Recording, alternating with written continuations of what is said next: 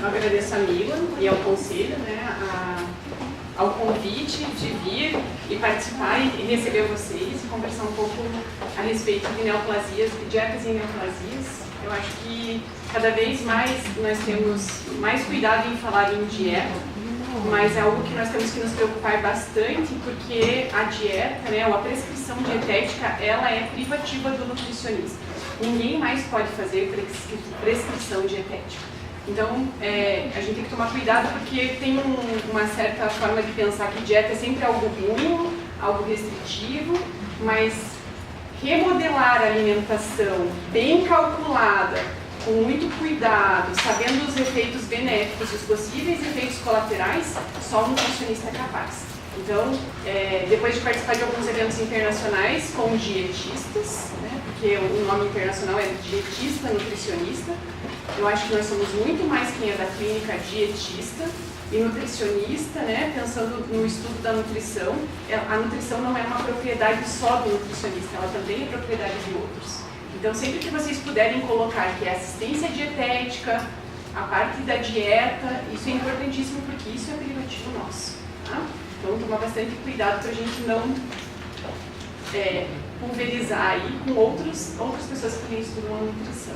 Então, acho que nesse sentido a gente tem que defender um pouquinho a nossa linha. E por isso que quando me perguntaram, vou falar sobre o que? Eu falei, fala dietas e neoplasia. Né? Eu não vou falar de nutrição e neoplasia só. Dentro, lógico, das dietas, a gente vai falar também de nutrição, mas vamos falar também de dieta. Tá? É algo que eu penso.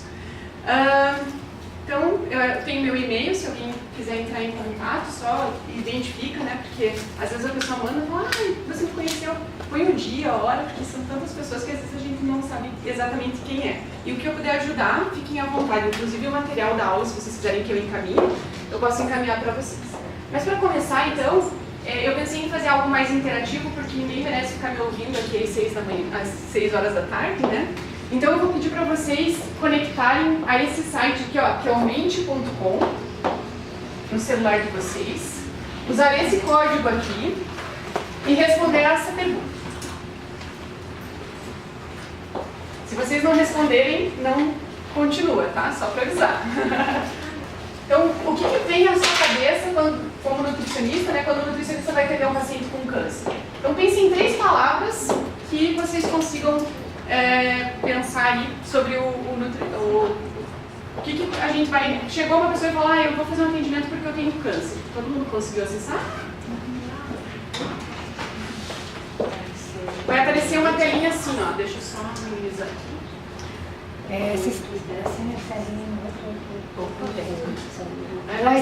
aqui. O Wi-Fi daqui é CRN8 e a senha é CRN8 10 vezes número 10. 10 vezes número 8. Número 8. CRN minúsculo. É CRN minúsculo, daí 8, 10 vezes 8, número 10 vezes número 8. Essa fonte que é CRN888. Tá, mas pensa assim, ó, quando você pensa que vai atender um paciente, o que você pensa que você vai receber? Como que é o paciente? O que vai ter ali? Qual que é o problema do câncer? O que vocês imaginam que vem? 3 palavrinhas, pensa em palavras. Vou fazer um brainstorm. Aí quando terminarem, vocês clicam lá no finalizar, depois a gente vai ter mais 2 perguntas, tá? O que eu tenho aqui, individualidade, imunidade, sarcopenia, e realmente um dos grandes problemas que nós temos no momento do câncer vai ser essa alteração do estado nutricional. E normalmente o paciente procura, ou o médico vai procurar, ou dentro do hospital. Nós vamos fazer a triagem para quê? Para tentar atender aquele que tenha o maior risco realmente de desnutrição. A gente vai voltar nele depois, tá? Para fazer outros momentos. Mas fica bem dinâmico, porque às vezes quando a gente pergunta aqui para as pessoas, fica com vergonha de responder, né? Mas assim todo mundo responde e pode participar da aula. Então, voltando aqui para a apresentação, o que nós temos no Brasil, né? Essa é uma revisão sistemática, então que ela mostra para nós aqui que no Brasil, né, nós temos em torno de 71% dos pacientes com desnutrição. Então, o termo malnutrição, né, foi definido em 2017 para definir aquelas pacientes que têm perdas ou déficits nutricionais. Então, emagrecimento, por exemplo, por privação alimentar é undernutrition, mas malnutrition vai pegar todos os pacientes. Tendo inflamação ou sem inflamação, ele vai ser malnutrition. E nós temos, então, cerca de 35% desses, 35% tem desnutrição moderada e 36% grave. Não é à toa que vocês colocaram desnutrição, porque é algo que realmente nós vamos encontrar. Mesmo que esse paciente tenha uma composição corporal ou um excesso de peso, mas provavelmente ele vai estar aí evoluindo para a desnutrição. Então, o nosso processo do cuidado, ele vai englobar a avaliação nutricional, o diagnóstico e nutrição, a intervenção, que é o objetivo da aula hoje, e o monitoramento, que hoje nós não vamos trabalhar muito. Mas aqui eu vou trazer para vocês o que os consensos trazem de novo na avaliação, para que vocês consigam então se atualizar, falar um pouquinho do diagnóstico e nutrição, e depois, no maior tempo da aula, nós vamos falar um pouquinho sobre intervenção. Tudo bem? Então, esses são os dois guidelines que nós temos, os mais recentes, sobre nutrição oncológica. Vale a pena consultar, porque eles têm algumas terminologias, definições novas, e deles, então, eu trago a maior parte do que nós vamos trabalhar hoje. Tudo bem? Depois, se vocês quiserem, eu envio para vocês o site, porque o que acontece? Às vezes nós mandamos o artigo e as pessoas ficam só com aquele artigo, mas é importante vocês saberem onde consultar. Esses artigos, eles são gratuitos no site do Westin, então eu posso mandar para vocês um tutorial de como acessar. Então, o que acontece? Por que desnutrição apareceu mais? Porque nós vamos ter, então, uma desregulação da resposta imune nessa doença que é o câncer, e aí nós vamos ter a ação das células, natural killers, dos macrófagos e dos neutrófilos sobre a resposta inflamatória, e isso vai acarretar, ou pode acarretar, em anorexia, perda de peso, piora da funcionalidade desse paciente, então capacidade funcional prejudicada, fadiga, dor e a depressão. Eu mantive em inglês, inclusive, porque as figurinhas são ótimas, então facilita ali. E o que nós temos lá? Então, esse tumor, ele vai enviar sinais, para o nosso cérebro, que vai facilitar ou vai desencadear o processo de anorexia, a perda de massa muscular, alterações do fígado. Então, a capacidade de utilização dos nutrientes vai ser modificada também, a capacidade de síntese proteica, aproveitamento da glicose, isso tudo vai sofrer alteração, e por isso nós precisamos também ficar atentos à modificação. E também a forma de uso ou aproveitamento da gordura, e a depressão de gordura também vai acontecer. Mas para nós, pensando lá num dos termos que vocês colocaram, a sarcopenia vai ser algo que vai ser muito evidente nesses pacientes. E aí, como é que eu vou evitar a sarcopenia se ele já não tem vontade de comer? Então, será que isso não é um grande problema para nós? Compreendendo isso, o que nós precisamos, Ou o que nós precisamos ficar atentos do que tem de novo na avaliação? Uma vez que eu penso que é mais importante eu saber massa muscular, hoje, com a mudança ou a transição epidemiológica, cada vez menos nós vamos enxergar aquele indivíduo caquético extremamente emagrecido. Mas isso não significa que por trás, às vezes, de uma obesidade, um paciente que tem câncer não tenha desnutrição. Então, alguns dos pontos que nós temos, que todo mundo deve conhecer, é a avaliação do percentual de perda de peso, certo? Ótimo. Como é que nós avaliamos o percentual de perda de peso? Por tempo. Então, em 6 meses, se perdeu 10%, é uma perda já importante, significativa. Será que nós ainda utilizamos o Blackburn de 1977? Que essa definição é dele, de 1977. Será que mudou alguma coisa na nossa população? Para a gente ainda continuar usando esse referencial? O que vocês acham? Sim, não? Talvez? Não, Nós temos um outro referencial. Já é considerado desnutrição uma perda não intencional de 5%, independente da doença. Mas quando nós temos o câncer, esse trabalho e esse consenso traz um trabalho desenvolvido em 2014, que ele vai falar então sobre a gravidade. Então, o número 4 é o paciente que é mais grave.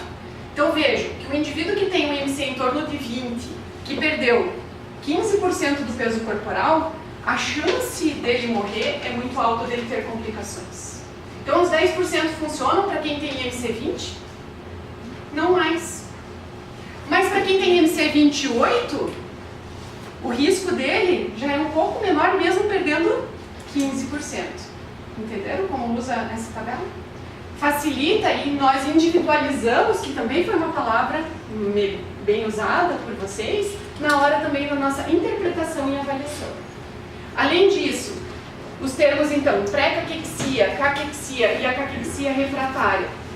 Hoje, na definição que nós temos pelo consenso de especialistas sobre desnutrição, qualquer paciente com perda não intencional de 5% do peso corporal, associado a uma resposta inflamatória exacerbada, ou seja, uma PCR acima de 5, ele já é considerado um paciente desnutrido com inflamação e o sinônimo é definido como caquexia.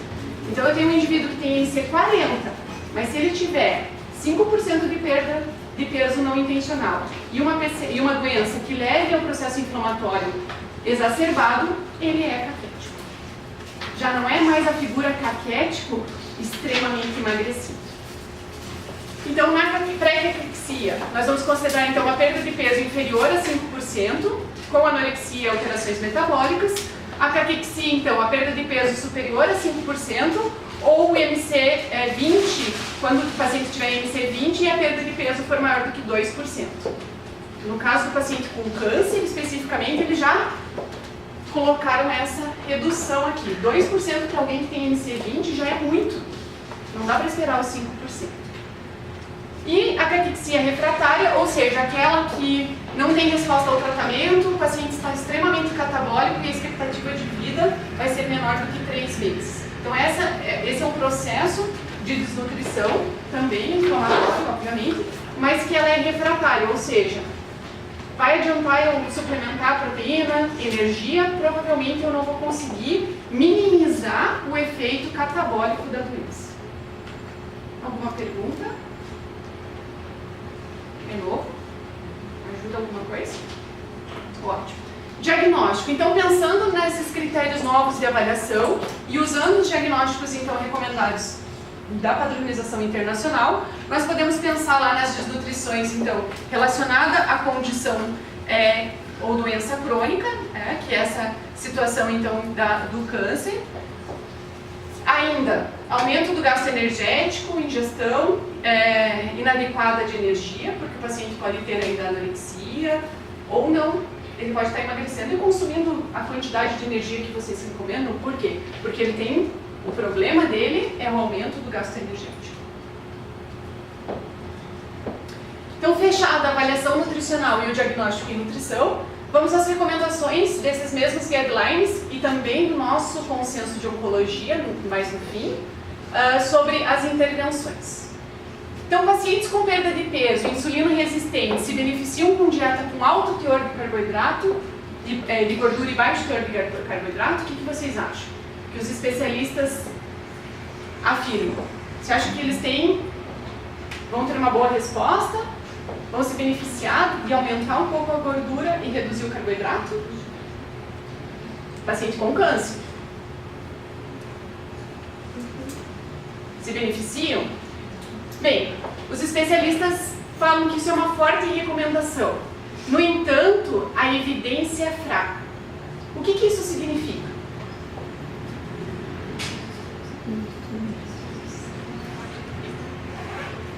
Isso, exatamente. O que a Ellen colocou. Então, embora os especialistas digam que talvez seja interessante aumentar um pouco a gordura para esses pacientes, nós não temos uma resposta de que realmente funcione. É uma observação clínica. Para eu ter evidência forte, eu preciso ter estudos, o ideal seria duplo cego, mas com a alimentação é difícil fazer duplo cego, porque não tem como você saber se a pessoa fez a dieta ou não, né, ou orientação, mas que tenham sido feitos estudos randomizados e controlados. Nós não temos estudos randomizados e controlados para dizer que não tem efeito. Mas querem ver um exemplo, por exemplo, de uma recomendação forte que não tem evidência?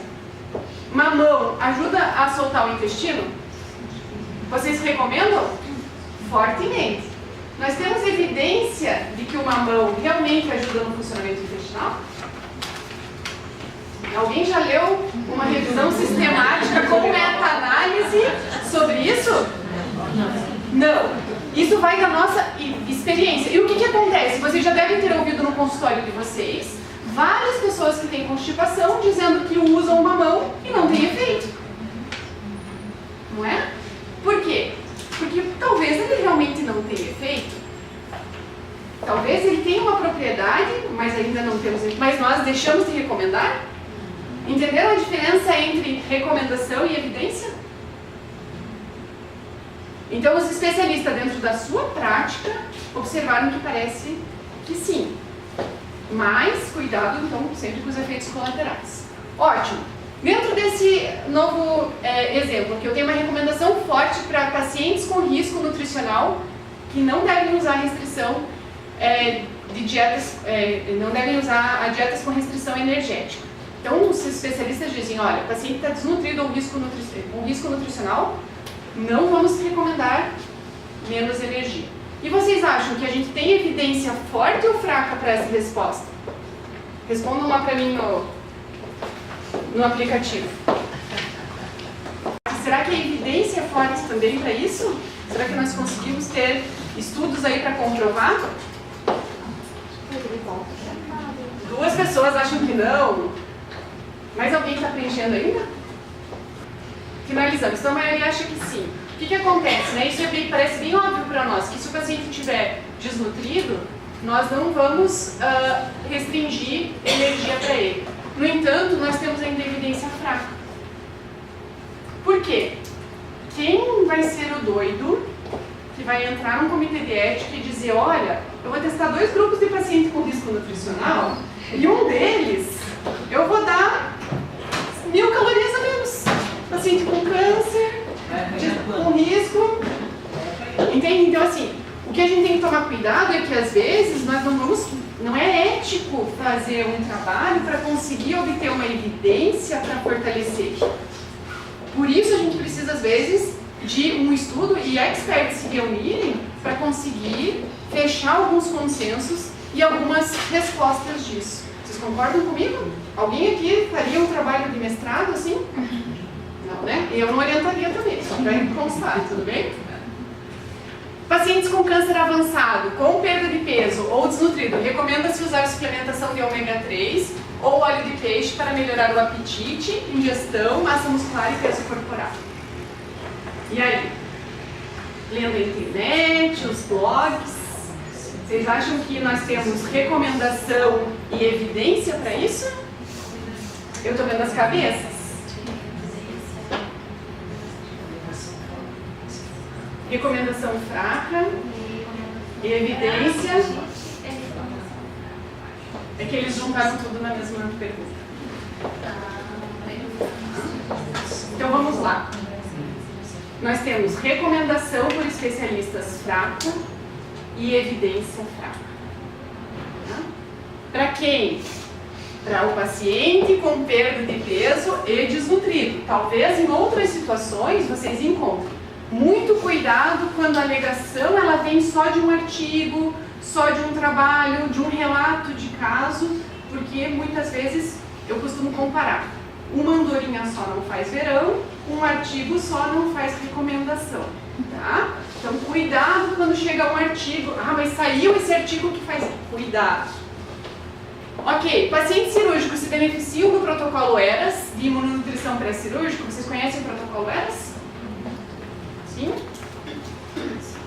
Vocês acham, então tem uma recomendação forte. Vocês acham que tem evidência ou os especialistas lá sentaram só e eles acham que é suficiente?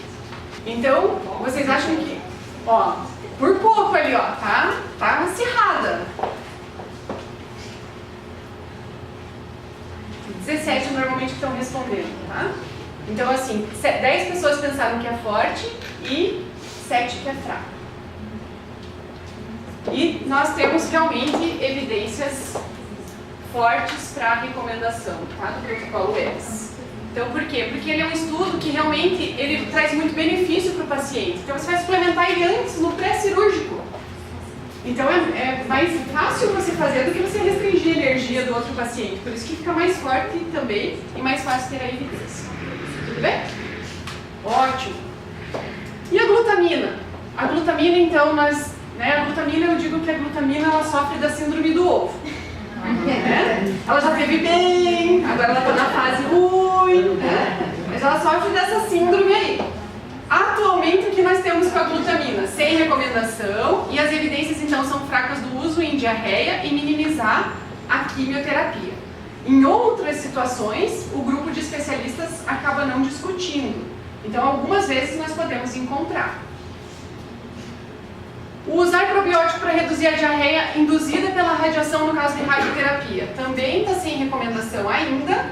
As evidências são fracas para o uso nos pacientes então, que fazem radioterapia e têm diarreia ou efeitos para minimizar os efeitos da radioterapia. Isso significa que eu não vou usar ou não vou nunca prescrever, depende da situação e da individualização de cada caso. Isso é bem importante, porque às vezes o meu paciente ele não tem só o câncer que está fazendo radioterapia, ele está com outra situação também associada, né, que eu chamo do paciente combo, aquele que vem com várias questões. Então, o cuidado que nós temos que ter aí. Isso diz respeito ao consenso de 2017. Talvez no ESPEN agora a gente já tenha outro consenso dizendo tudo ao contrário, né? Porque, como eu falei para vocês, é síndrome do ovo. Um dia está bem, outro dia está mal. Usar a dieta, então, com alimentos cozidos, a dieta neutropênica para pacientes 30 dias após transplante também caiu a recomendação e tem evidências fracas de manter uma dieta com alimentos cozidos.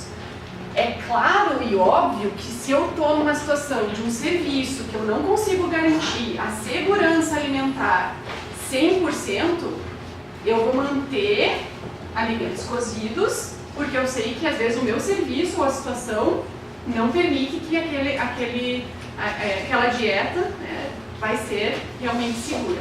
E aí o cuidado que nós temos que ter, não tem recomendação, mas eu vou individualizar a prescrição dentro da necessidade. Tudo bem? Entenderam? Agora, se o paciente chegar e falar, eu vi lá que não tem mais... É verdade. Mas no seu caso, o senhor mora lá numa situação difícil, não tem geladeira, nós vamos manter a cozinha. Tudo bem? Ótimo. E o nosso consenso? O que o consenso tem aí de diferente? Alguém já ouviu falar do gengibre para paciente com câncer? E aí? O que vocês acham do gengibre? Agora podem interagir comigo, não só na internet, né? Oi? Para náusea. Vocês acham que funciona, não funciona? Quem está na prática já testou? Parece funcionar. Nós não temos evidências suficientes ainda, mas usar gengibre na alimentação é um problema? Não. Eu posso adaptar algum tipo de receita? Vai trazer algum tipo de prejuízo para o paciente? Não. Embora nós tenhamos apenas um estudo que testou essa recomendação. Talvez já saiam outros estudos aí. Então é eficaz para evitar náusea ou vômito, né, induzido pela quimioterapia, mas tem que cuidar com a dose. Então que é de 0,5 a 1 grama de gengibre para que tenha esse efeito, né? E no caso, é um alimento que mesmo consumindo, fazendo preparações com ele não tem um efeito tóxico. Tem problema usar? Eu posso testar, ver se o paciente se beneficia. Se não se beneficiar, é quase como o nosso mamão lá. Não se beneficiou, ok, eu troco. Mas nós temos que conhecer as propriedades dos alimentos. E uma outra, então, que é uma questão, né? Na época que eu fiz faculdade, lá que tinha o Linus Pauling, querendo falar pra gente que antioxidantes era tudo de bom, então as pessoas tomavam altas suplementações. 11 gramas de vitamina C por dia. Exatamente. Essa era a recomendação que nós tínhamos lá naquela época. Que ele mandava. Que ele mandava, quando eu tenho câncer de próstata, né? Então, assim, o que nós sabemos hoje? Que nós precisamos adequar. Qual é a dificuldade? Olha que lindo. Vamos comer lá 5 porções ao dia, 400 a 600 gramas de verduras, vegetais. Mas às vezes o nosso paciente não consegue se alimentar. Então eu tenho que fazer às vezes adaptação. Mas o que eu sei é que eu não preciso ultrapassar a recomendação. Eu tenho que avaliar o consumo e aí a necessidade de uma avaliação dietética muito apropriada, que normalmente nos consensos nem aparece, porque quem faz o consenso de nutrição é nutricionista? É dietista? Não. Também, mas a grande maioria são pessoas que trabalham com a nutrição, que não necessariamente nutricionistas. Daí a deficiência que nós temos na avaliação dietética e que não aparece no consenso a necessidade de fazer uma avaliação completa. Adaptar adaptar e individualizar. Sabemos que por meio da alimentação nós vamos conseguir, mas quando não conseguirmos, precisamos fazer as adaptações. Ótimo. E esse caso? Vocês viram isso? Eu reservei a maior parte da nossa aula para falar sobre isso. Porque eu acredito que seja algo que nós, nutricionistas, temos que nos apropriar e saber também o que tem de evidência e o que não tem. Todo mundo sabe do caso, então ele fez uso da dieta cetogênica. E aqui embaixo, então, eu sublinhei, não dá para enxergar, mas para vocês saberem, ele abandonou o tratamento quimioterápico e fez apenas a dieta cetogênica, não orientado por nutricionista. Ufa! Certo? Mas ok, vamos falar da dieta então. O que é a dieta? Será que esse seria um prato saudável para um paciente com câncer? Será que realmente mudar a alimentação vai ajudá-lo? Então o que nós temos? Nós temos uma dieta saudável, aqui o equilíbrio dos nutrientes, então maior quantidade dos carboidratos, seguidos dos lipídios, depois das proteínas. Então só para visualizar como fica a dieta cetogênica clássica e a dieta modificada de Atkins. Normalmente quando é adulto, nós trabalhamos com a dieta modificada de Atkins, que é mais fácil a adaptação. Nós trabalhamos quando? No caso da epilepsia, o nutricionista tem uma participação bem efetiva. Mas, ultimamente, tem se trabalhado. Além da dieta clássica por Atkins, nós ainda temos a dieta com TCM, sendo que o máximo de 11%, com os triglicerídeos de cadeia média. Mais do que 11%, o paciente pode ter efeito colateral gastrointestinal, então por isso que tem alguns cuidados. E vejam que normalmente quando nós trabalhamos com dieta cetogênica existe uma restrição energética. Tudo bem? Então isso é importante frisar, porque quando eu falar dos estudos, nós vamos avaliar os estudos que fizeram com restrição e os que fizeram sem restrição. Então, a história com a dieta cetogênica ela começa em 1980, mais ou menos, 88, quando o Ferron, que é um dos grandes pesquisadores em nutrição, inclusive foi ele que fez o consenso sobre caquexia do câncer, ele testou a primeira vez a dieta cetogênica num paciente com câncer. Depois, mais 3 estudos foram feitos, até mais ou menos 1995, e aí se abandonou a ideia, por quê? Porque os 3 estudos iniciais, eles tinham alguns indicativos de que diminuía realmente o tumor, mas prejudicava muito o estado nutricional desses pacientes. Em 2014, essa é uma revista que, vejam, é uma revista de farmácia e química, tá? É Redox. Então, alguns especialistas e alguns pesquisadores da área de nutrição, não necessariamente quem aplica nutrição, começaram a estudar a dieta cetogênica como adjuvante à terapia do câncer. Não isolada, como adjuvante. E eles começaram a explicar o porquê que talvez ela teria algum tipo de efeito. Tá? Mas o que acontece? A dieta cetogênica atualmente ela não tem sido utilizada só para o câncer. Ela tem sido falada muito para a obesidade. E o que nós temos de evidência hoje para a obesidade?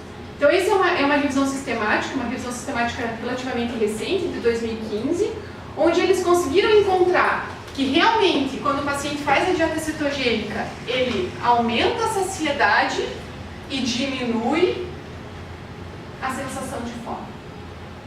Para o obeso, até parece interessante. E um paciente com câncer? Será que é interessante? Vai depender do caso, mas eu tenho que saber que tem esse efeito colateral. Mudar o combustível é a melhor ideia? Nessa altura do campeonato? E isso o profissional tem que saber e o paciente também tem que saber. O efeito colateral que pode trazer. Quando nós trabalhamos com a dieta cetogênica para epilepsia, nós sabemos que o nosso foco principal é o tratamento da doença. Nós tentamos minimizar os efeitos no estado nutricional. Mas isso o nutricionista e a equipe está muito consciente do que está acontecendo. Embora a epilepsia não seja uma doença que afete o estado nutricional. Mas nós sabemos que a intervenção dietética pode afetar. E nós temos que controlar isso. Então, vamos pensar se é o mais interessante.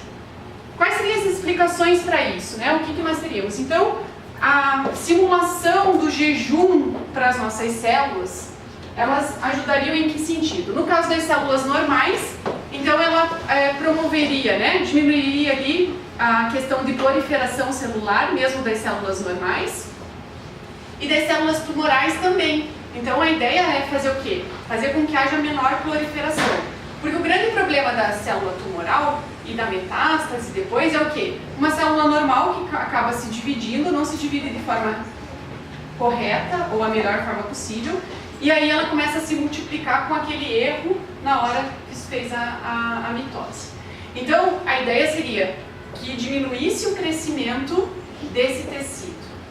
Mas junto com a diminuição desse crescimento, né, a gente vai ter também diminuição do crescimento aqui. Diminuir a circulação, então com os corpos cetônicos em maior concentração lá na circulação, a gente vai ter também diminuição dos fatores inflamatórios que vão chegar até aquela célula. Então a ideia é meio matar o tumor de fome, né, ou alimentar menos. E também diminuir então a produção dos tecidos, né, os tecidos conjuntivos e outros tecidos. Então, pensando nisso, a explicação que eu tenho, vai servir a dieta cetogênica para um tumor que não seja um tumor sólido? Porque a gente tem vários tipos de câncer, e alguns cânceres não são sólidos. Então a primeira coisa que a gente tem que perguntar, faz uma alteração importante de resposta imunológica e de resposta metabólica. Será que eu vou me beneficiar também quando o câncer estiver localizado num tecido ou num sistema que tem uma alteração metabólica importante? Também a gente precisa avaliar se seria o mais indicado. Então, há 2 estudos aqui, né, e vejam, esse estudo aqui, ele vai falar dos efeitos da dieta cetogênica, né, uma revisão, e aqui ele vai fazer o quê? Ele só comparou os estudos que eram isocalóricos, ou seja, ele comparou aquele que prescreveu uma dieta cetogênica e deu como para o grupo controle uma dieta com a mesma quantidade de caloria e a mesma distribuição de proteína. Isso é muito importante. Quando vocês lerem qualquer tipo de intervenção dietética, sempre vejam se o grupo controle ele teve alguma coisa que foi igual. Então, por exemplo, vou avaliar a suplementação de proteína. Se o grupo controle não recebeu a mesma quantidade, né, de algum aminoácido, vamos supor, se ele não recebeu a mesma quantidade de proteína, será que é o aminoácido ou será que é o efeito da proteína que eu estou oferecendo a mais? Então sempre esse equilíbrio. Então aqui, né, o que nós temos? Vejam, com os humanos, né, tem os estudos de corpo, então de acompanhamento desses pacientes e estudos de caso. Foram 14 estudos de caso e 10 estudos de corpo. A evidência contra o tumor, né, foram de 7, mas vejam que não tiveram efeitos no tumor, 10, que tiveram efeito positivo e 7 que não tiveram efeito. E não está claro ainda, né, ali outros. Aqui, efeito pró-tumor, vejam que teve um que ainda ajudou no crescimento do tumor. Então, ainda é algo que temos que discutir bastante. Com relação à qualidade de vida, então evidencia, né, que teve um efeito positivo na qualidade de vida desses pacientes. Vejam que 6 estudos não tiveram e 6 não estavam claros. E o que normalmente o paciente precisa nesse momento? É conviver com a família, é se aproximar. Então a gente tem que avaliar também que às vezes não é só tratar o tumor, mas nós temos que tratar o indivíduo que está dentro de uma sociedade, que ele também precisa de ajuda. E evidências então de efeitos negativos, né? Tem um efeito aqui e não tão claro certo. Metade praticamente dos estudos, ele não consegue responder se é bom ou ruim, pensando no indivíduo e não só no tumor. Esses vários estudos, né, e revisões, eles trazem os estudos que foram registrados de ensaios clínicos randomizados. Nós não temos ainda as respostas de todos eles, nós temos o quê? O número de estudos. Então vejam aqui, ó, que a maior parte dos cânceres, né, são o glioblastoma, que está sendo avaliado. E aqui então um outro artigo já também de 2017, que ele traz todos os momentos, né, que estão esses estudos. Então quem tiver interesse de pesquisar e buscar, os estudos, a maioria deles ainda não está totalmente finalizado, então são 13 estudos que estão em andamento, então já finalizando, que devem sair nesses anos. O que acontece? Talvez no ano que vem a gente já diga, funciona para isso, não funciona para aquilo. Entenderam? Por isso que eu trago para vocês. Hoje é mais fácil, a gente já sabe quem está pesquisando, né? Antigamente a gente nem sabia que as pessoas estavam pesquisando.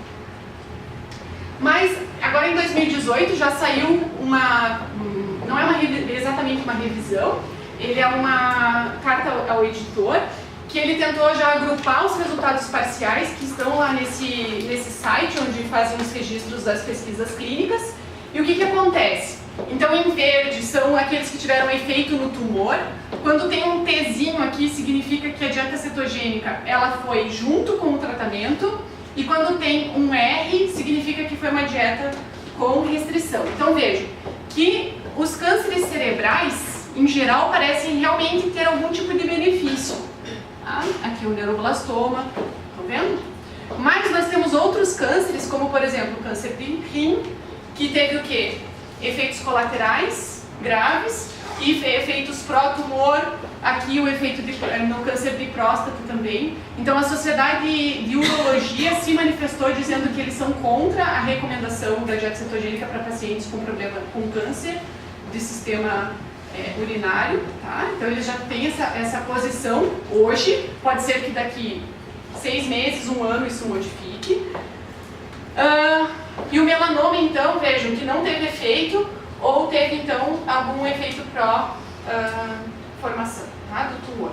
Então o que nós temos hoje? Vejam aqui, ó, que mesmo esses que são todos verdinhos aqui, ó, são 3 estudos. Estão vendo aqui? Nós temos mais no caso do glioblastoma. Tudo bem? Então, evidência nós temos ainda muito fraca. E o que nós precisamos saber? Então, esse é um artigo escrito por brasileiros, tá? Agora vamos divulgar, né, um pouco daqui. Mas é um artigo escrito de nutricionistas para nutricionistas, na revista, então, da Associação Americana, da Academia Americana de Nutrição e Dietética. Essa é uma professora, então, a Carla Prado, ela é uma brasileira que trabalha na Universidade de Alberta. E essa revisão vale muito a pena a leitura, porque ele vai discutir justamente a alteração da composição corporal, a alteração da dieta em relação aos micronutrientes e os prejuízos que o paciente pode ter, os efeitos colaterais dessa dieta. Então ele é um artigo bem interessante que é escrito para nutricionistas também. Embora seja uma narrativa, né, uma revisão narrativa, é algo que para nós, na nossa prática, é muito interessante.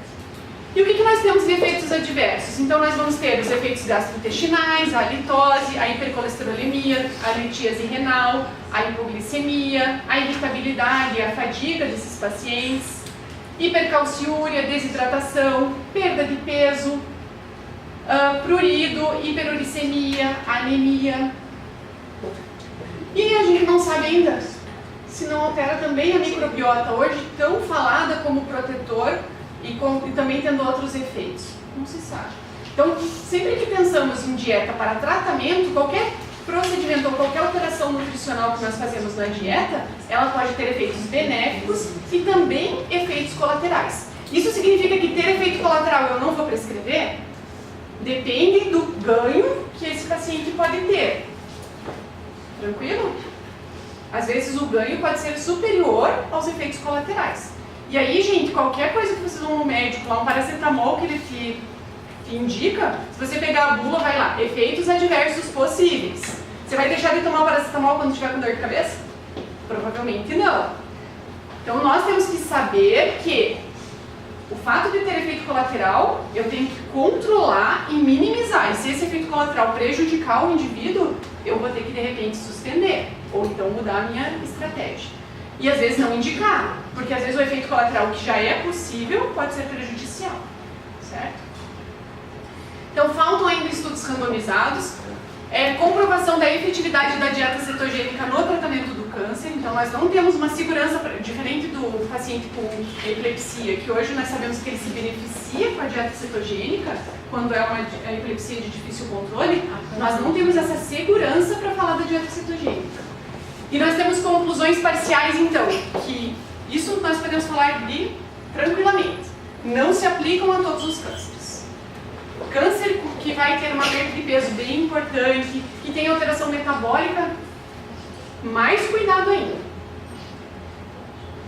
E possui efeitos colaterais. E nós temos que conhecer isso. Porque às vezes é vendido milagre. Daí não mostra que o milagre tem consequência. E aí lá na internet, né, tudo é lindo. Então bastante cuidado e busquem as evidências. Como eu falei para vocês, hoje é essa aula que eu estou dando. Pode ser que daqui 6 meses eu dê uma aula completamente diferente. Então leiam. Tá? Identifiquem as necessidades individuais dos pacientes de vocês, avaliem as prioridades no tratamento dietético, avaliem a aplicabilidade das recomendações e as evidências nutricionais e dietéticas para essa aplicabilidade. Considere os benefícios e os riscos da dieta juntamente com o paciente. Então não é simplesmente, eu acho que é ruim, não vamos fazer. Não, tem que explicar que tem risco, que tem benefício, né? E ele tem que estar ciente dos riscos e benefícios. Muitos não sabem os riscos de fazer. Monitorem a intervenção e atualizem a prescrição, porque coloquem data de validade na prescrição de vocês. Porque o que é importante para ele hoje, daqui uma semana pode ser diferente. Então, vou usar aí, né, o adesivo lá que foi do Combran. Isso é bem importante a gente ter em mente. Nutrição não é tendência, é ciência. E aí, se vocês quiserem acessar um site que nutricionistas do mundo inteiro alimentam com as evidências e com as recomendações de nutricionista para nutricionista, esse é o Pain Nutrition. Ele é um site pago, gente, porque nutricionista trabalha, merece receber pelo seu trabalho. Quando a gente diz que os outros não nos valorizam, nós somos os primeiros a não nos valorizarmos, certo? Então ele é pago, ele custa $500 canadenses por ano se vocês não forem sócios de alguma associação de nutricionistas. Se vocês forem sócios da Asbran, vocês pagam 50... A Anupar aqui, daí a Anupar já é a Asbran, vocês pagam $50 canadenses por ano, certo? E aí o que tem? Lá, né, nesse site, ele tem as evidências para cada situação clínica e é atualizado periodicamente, então tem pessoas lá trabalhando para fazer as atualizações das recomendações. Ele não explica o porquê, ele vai dizer, olha, no caso do câncer, não recomendamos dieta cetogênica, porque ele não vai te explicar, ele vai dizer, ó, não tem evidência suficiente. Tem evidência suficiente para usar X gramas por quilo de peso para isso, entenderam? É super prático. Ele vem com tabelinhas assim, bem facinho. Então quem usa, né? Vejam que, lógico, o Canadá, né, onde ele está localizado, mas o Brasil está crescendo bastante na utilização.